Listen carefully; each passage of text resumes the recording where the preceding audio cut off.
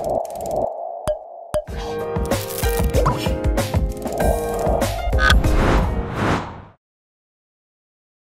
adik-adik, bagaimana kabarnya nih kalian hari ini? Semoga dalam keadaan sehat ya. Nah, di pandemi kali ini adik-adik jangan bermalas-malasan terus di kamar terus, ya kan? Nah, tetap melakukan aktivitas. Salah satunya yaitu belajar, ya. Nah, kali ini di video ini khususnya kakak akan membahas mengenai macam-macam gaya. Nah, di video sebelumnya, di part yang sebelumnya ya, di part pertama itu kakak sudah membahas mengenai macam-macam gaya. Apa saja? Yang pertama yaitu gaya berat, yang kedua gaya normal, nah yang ketiga sekarang adik-adik. Oke, gaya apa? Ya, di sini adalah gaya tegangan tali.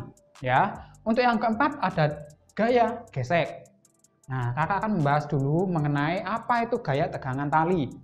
Nah, gaya tegangan tali ini pasti dia bekerja pada sebuah tali, adik-adik. Nah, apabila adik-adik memiliki sebuah benda yang digantung seperti ini, tentunya ini ada tali ya. Ini tali, maka akan muncul yang namanya gaya tegangan tali, adik-adik. Nah, arahnya kemana? Arahnya adalah ke atas, bisa ke bawah, ya. Karena tegangan tali ini merupakan gaya aksi reaksi, di mana besarnya sama tapi arahnya berlawanan. Nah, tergantung dari tinjauannya. Adik-adik meninjau atap atau adik-adik meninjau benda. Oke, paham ya? Jadi, kalau kita gunakan arah panah T yang ke atas, maka yang ditinjau adalah benda yang ada di bawahnya, adik-adik. Kalau arah panah yang ke bawah, berarti yang kita tinjau adalah yang sebagai atapnya. Gitu ya. Jadi arah tegangan tali tergantung dari apa yang akan kita tinjau. Paham? Nah, sekarang kasus yang kedua. Di sini ada sebuah katrol, tentunya ini licin. Ya, untuk arahnya. Untuk arahnya itu kemana, Kak? Nah, di sini sebuah tali itu mengikat dua buah benda. Benda satu dan benda kedua. Oke, paham ya di sini. Nah, otomatis dia juga ada arahnya ke atas dan ke bawah, adik-adik. Tergantung dari tinjauannya apa yang akan kita tinjau selanjutnya. Paham ya? Nah, ini kakak akan membahas dulu mengenai arah-arah dulu ya. Arah-arah dari 4 buah kasus dari tegangan tali itu sendiri. Nanti kakak akan bahas rumusnya seperti apa. Paham? Nah, sekarang untuk yang ketiga ya. Yang ketiga ini ada dua buah benda. Di sini ada M1, di sini ada M2. Kemudian benda kedua ditarik oleh sebuah gaya mendatar F. Nah, tentunya ini licin ya. Kakak anggap licin. Lantainya licin, adik-adik. Nah, gaya tegangan talinya di mana, Kak? Gaya tegangan talinya muncul ada di antara dua benda ini. Ya, ada yang ke belakang, ada yang ke depan. Ini tegangan tali, adik-adik. Ya, oke. Untuk yang kasus keempat, arahnya yang kemana, Kak? Nah, ini ada sebuah benda di bidang miring, licin tentunya, masih licin ya. Semuanya kakak bahas yang licin. Nah, kemudian ada sebuah benda ada di sebuah bidang miring dengan sudut kemiringan theta dan ditali. Nah, di atas ini, ditali ke atas, ya. Berapakah gaya tegangan tali yang muncul di situ? Nah, di sini arahnya dulu kakak bahas. Arahnya ke atas. Seperti ini ya.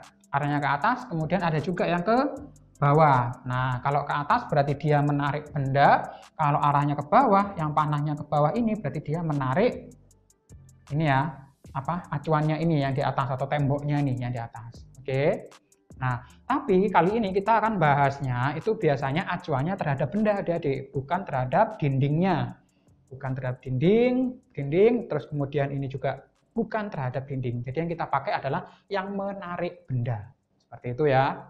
Oke, sekarang kakak akan membahas mengenai rumusnya. Rumusnya, kalau di kasus benda satu, nah tegangan tali yang kita pakai itu yang ke atas. Ya, karena benda yang kita tinjau. Kemudian benda bermassa itu pasti memiliki gaya berat. Masih ingat ya di part video sebelumnya itu ada gaya berat, rumusnya adalah W sama dengan M dikali G. Nah, karena benda ini diam adik-adik, maka sigma F-nya 0. maka nanti rumusnya menjadi T sama dengan W, atau T sama dengan M kali G. Seperti itu. Nah, ini adalah perumusan untuk kasus yang pertama. Jadi seperti ini. Paham ya? Sekarang kakak akan membahas untuk yang kasus kedua. Katrolnya dianggap licin. Ya, tidak ada gaya gesek antara katrol dengan si tali. Dan kemudian katrolnya masanya diabaikan. Maka berlaku rumus seperti ini adik-adik. T sama dengan 2 kali M1 dikali M2 kali G ya, dibagi dengan M1 ditambah M2. Jadi adalah caranya untuk mencari tegangan tali di sini. Bagaimana Kak cara untuk mendapatkan rumus seperti ini? Adik-adik nanti bisa tinjau atau adik-adik bisa simak nanti di pembahasan soal-soal mengenai perumusan seperti ini. Nah, ini kakak kasih rumus jadinya, itu seperti ini. Oke, kemudian untuk yang kasus ketiga, kasus benda ditarik dengan gaya mendatar F, maka gaya tegangan tali di sini akan menjadi T sama dengan M1 dikali dengan F dibagi dengan M1 tambah M2. Nah, rumus seperti ini hanya berlaku apabila lantai licin dan gayanya mendatar, tidak ada sudutnya adik-adik. Nah, kemudian untuk yang keempat, ya, kasus yang keempat di bidang miring seperti ini. Nah, adik-adik masih ingat ya? Kalau di bidang miring itu pasti ada W sin arahnya ke bawah. Jadi di sini ada W sin theta. Paham ya? Bendanya naik atau bendanya turun, pasti W sin theta itu arahnya ke bawah. Nah, benda ini diam, tidak bergerak. Kalau di tali kan diam adik-adik, ya, tidak turun atau tidak naik. Seperti itu kan. Cuma di talinya ini di bidang miring supaya dia tidak jatuh, seperti itu. Maka rumusan gaya T atau tegangan tali di sini akan menjadi T sama dengan W sin theta. Jadi besarnya tegangan tali itu sama dengan besarnya W sin theta, di mana W itu adalah massa dikali gravitasi. Paham ya? Oke, di sini ini adalah 4 kasus, contoh 4 kasus. Sebenarnya masih banyak adik-adik kasus-kasus yang lain. Contohnya ada yang kasar, terus kemudian di sini juga kasar, itu bisa. Oke, paham ya? Nah, kakak lanjut ke gaya gesek. Nah, gaya gesek itu muncul ketika apa, Kak? Gaya gesek itu muncul ketika lantai kasar atau bidangnya kasar. Ya, jadi kasar, tidak licin. Berarti kalau kasar ada gaya hambat. Nah, gaya hambat itu yang dinamakan gaya gesek. Paham ya? Nah, kemudian gaya gesek ini terbagi menjadi 2 bagian adik-adik atau 2 macam, yaitu gaya gesek statik dan yang kedua adalah gaya gesek kinetis. Perbedaannya apa, Kak? Kalau gaya gesek statis itu bekerja pada benda ketika diam. Nah, kalau sudah bergerak maka yang ditinjau adalah gaya gesek kinetis. Ya, untuk perumusan sendiri F statik atau gaya gesek statik Fs itu sama dengan mu s dikali dengan gaya normal. Mu s di sini adalah koefisien gesek statik dan n di sini adalah gaya normal. Untuk gaya normal rumusnya macam-macam adik-adik. Adik-adik bisa lihat di video sebelumnya. Paham ya? Nah, kemudian yang kedua, gaya gesek kinetis. Nah, sama rumusnya adik-adik, cuma simbolnya saja yang berbeda, yaitu Fk. Fk sama dengan mu k dikali dengan gaya normal. Nah, berarti gaya gesek itu tergantung juga dengan gaya normal. Kalau rumusnya berbeda, gaya normalnya, maka Fk atau Fs-nya juga berbeda. Benda ada di bidang miring dengan benda yang ada di bidang datar, itu gaya normal pasti berbeda, sesuai dengan rumus kakak sebelumnya. Oke ya. Nah, di sini, apabila suatu benda dikenai sebuah gaya F, dan gaya F-nya itu kurang dari Fs, di sini kurang dari, itu bendanya diam. Ya, jadi kalau gaya yang kita kasih terhadap benda, namun gayanya itu lebih kecil daripada gaya gesek statik, maka bendanya akan tetap diam, tidak bergerak. Nah, bagaimana Kak kalau misalkan sama? Nah, ini ya. Tepat akan bergerak kalau sama ya. Nah, F sama dengan Fs itu tepat akan bergerak. Nah, jadi kalau F itu kurang dari atau sama dengan, bendanya tetap diam. Tetap diam, terus kemudian yang maksud tepat akan bergerak Kak, itu apa? Nah, tepat akan bergerak itu maksudnya di sini adalah jika gaya yang kita kasih diberi lebih sedikit lagi, maka dia akan bergerak. Itu namanya tepat akan bergerak. Ya, misal nanti ada sebuah contoh di sini. Kakak akan bahas. Nah, kemudian gaya gesek kinetis. Nah, tentu saja ketika gaya yang kita kasih itu lebih dari Fs, maka bendanya sudah bergerak. Nah, ini yang harus adik-adik paham. Kapan benda itu diam, kapan benda itu bergerak. Nah, kalau sudah lebih dari Fs, maka yang kita gunakan adalah gaya gesek kinetis, seperti itu. Nah, di sini untuk memahami tentang gaya gesek itu seperti apa, kakak memiliki sebuah contoh. Ada sebuah benda di bidang datar, kemudian ini kasar ya, lantainya kasar, dengan mu s 0,3, kemudian mu k 0,2. Mu s itu adalah koefisien gesek statik, kemudian mu k itu adalah koefisien gesek kinetis. Nah, masing-masing besarnya 0,3 dan 0,2. Kemudian massa benda 10 kilo ditarik oleh gaya 20 Newton. Ya, awalnya 20 Newton. Apakah benda tersebut bergerak? Nah, kita harus identifikasi dulu, adik-adik. Identifikasinya pakai apa? Identifikasi menggunakan gaya gesek statik. Jadi kakak tulis identifikasi. Identifikasi terlebih dahulu untuk menyatakan benda itu bergerak atau belum. Nah, kita cari Fs dulu. Fs sama dengan mu s dikali gaya normal. Nah, untuk mu s sendiri sebesar 0,3, adik-adik. 0,3, kemudian gaya normal. Nah, diingat-ingat lagi ya di video kakak sebelumnya, untuk di bidang mendatar seperti ini, kemudian gayanya juga mendatar, gaya normal itu sama dengan W. Ya, ini sama dengan W. Atau M dikali gravitasi, atau percepatan gravitasi. Nah, masanya di sini 10.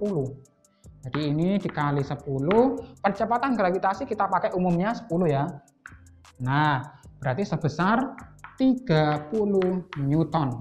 Nah, Fs-nya 30 Newton adik-adik. Sedangkan kita memiliki gaya tariknya sebesar 20 Newton. Apakah dia bergerak? Tidak, ya kan? Nah, sesuai dengan gaya gesek statik seperti ini tadi, kalau gaya yang kita kasih itu kecil dibandingkan dengan Fs-nya, maka dia diam. Gitu ya. Jadi Fs itu sebagai syarat utama benda itu dikatakan bergerak atau masih diam. Paham ya? Nah, karena di sini F kurang dari Fs, maka benda tersebut diam. Paham ya? Diam. Paham? Nah, Kak, bagaimana kalau misalkan gayanya 30 juga? Nah, kalau sama-sama 30, maka dia tepat akan bergerak, adik-adik. Belum bergerak, tapi tepat akan bergerak. Kalau dikasih 30,1 misalkan, nah dia akan bergerak. Paham ya? Di situ letaknya tepat akan bergerak atau masih diam. Paham? Oke. Nah, kalau misal gaya yang kita kasih itu lebih besar daripada Fs, maka bendanya akan bergerak. Karena di sini syaratnya ketika kita menggunakan gaya gesek kinetis itu kalau F-nya lebih dari Fs, maka gaya geseknya sebesar berapa? Kita gunakan mu k dikali N. Seperti itu ya. Oke, untuk pembahasan lebih lanjut nanti ada video tersendiri mengenai pembahasan soal-soal. Nah, di video kali ini kakak akan review ulang mengenai macam-macam gaya, terutama yang di sini adalah ada gaya tegangan tali dan ada gaya gesek. Nah, untuk gaya tegangan tali itu sendiri ada berbagai macam kasus adik-adik. Kakak rangkum di sini ada 4 gaya tegangan tali kasusnya. Nah, ini kalau licin.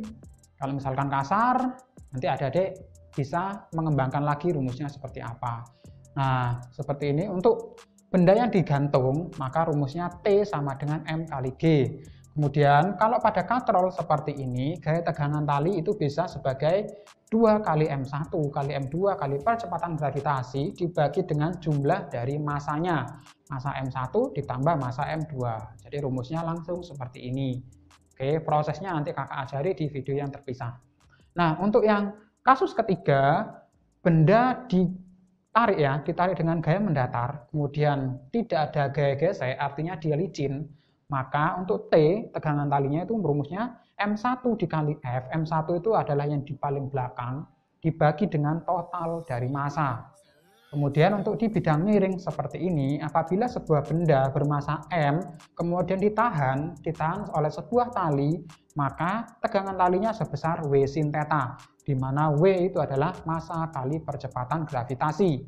Nah, untuk gaya gesek sendiri, gaya gesek itu terjadi ketika dia bergesekan dengan sebuah lantai kasar atau alasnya yang kasar.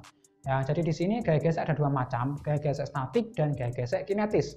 Nah, kalau gayanya itu kurang dari sama dengan dari Fs, maka bendanya diam atau tepat akan bergerak. Namun, apabila gaya yang kita beri itu lebih dari gaya Fs atau gaya gesek statis, maka bendanya bergerak. Nah, kalau bendanya sudah bergerak, maka besar gaya geseknya yaitu sebesar Fk sama dengan mu k dikali N. Paham ya? Nah, cukup sekian video kakak mengenai macam-macam gaya part kedua. Apabila adik-adik masih belum jelas mengenai video ini, adik-adik bisa mengulang dari part sebelumnya ya, mengenai macam-macam gaya, kemudian adik-adik bisa melanjut ke bab yang ini atau subbab yang ini, macam-macam gaya yang part 2. Oke, video kali ini semoga bermanfaat bagi adik dan sampai jumpa.